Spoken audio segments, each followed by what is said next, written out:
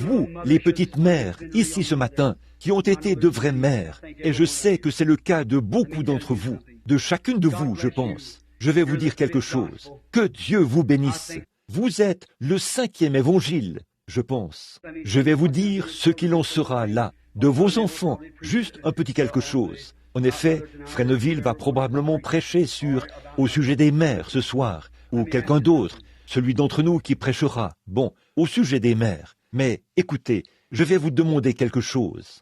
Souvenez-vous, quand Moïse était un petit garçon, c'est une mère qui lui a donné des directives. C'est une mère consacrée qui a pris le petit Moïse sur ses genoux et lui a dit, Moïse lui a donné tout son enseignement. Il a été son professeur, ou elle a été son professeur plutôt, sous les ordres de Pharaon. Et elle lui a dit, pour ce qui est de ces choses, a-t-elle dit, Moïse, un jour, tu délivreras les enfants d'Israël. C'est toi, le garçon, qui a reçu cet appel. Conserve-toi pur, préserve-toi des souillures du monde, car ce sera toi. Ce sera toi, nulle part ailleurs, à ce qu'on sache. Jamais il n'est allé à aucun séminaire. Il n'a reçu aucun enseignement du tout.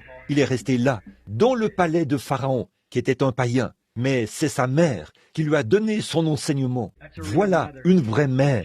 Elle lui a enseigné les préceptes de l'Éternel. Elle lui a expliqué qu'il devait être saint. Elle lui a expliqué comment, quel genre de vie mener, et comment, ce que Dieu devait faire, allait faire pour lui. Et Moïse, ça lui est resté tous les jours de sa vie. Et toute vraie mère bonne et loyale va prendre ses petits, au lieu de les envoyer au cinéma et à des soirées dansantes, et ainsi de suite, comme ça. Elle va les asseoir sur ses genoux et leur enseigner le Seigneur Jésus-Christ.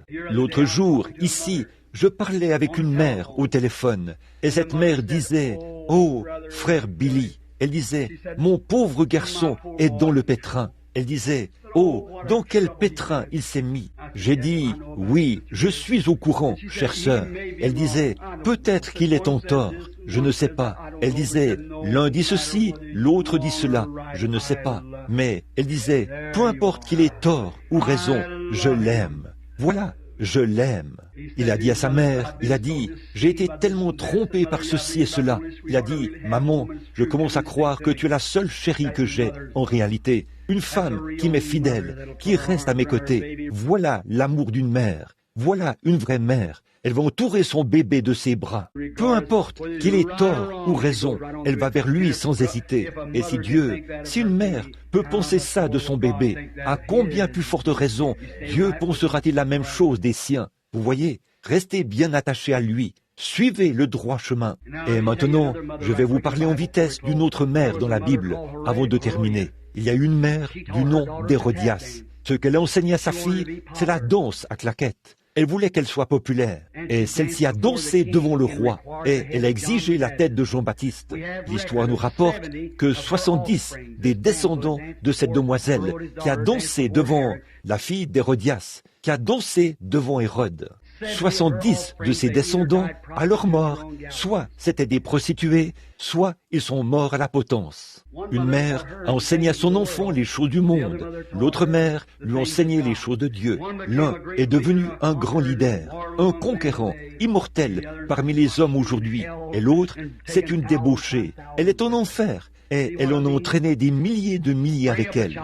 Vous voyez ce que je veux dire? Élève l'enfant selon la voie qu'il doit suivre. Et certainement que je suis de tout cœur avec vous, les pauvres mères assises ici, qui portez une rose blanche. Il existe un ciel où cette mère est partie aujourd'hui, ou une bonne mère à l'ancienne mode qui a vécu pour Dieu et probablement allée de l'autre côté du voile. Elle attend votre arrivée. C'est vrai. Vous qui portez une rose rouge, là, je vous respecte et je vous honore.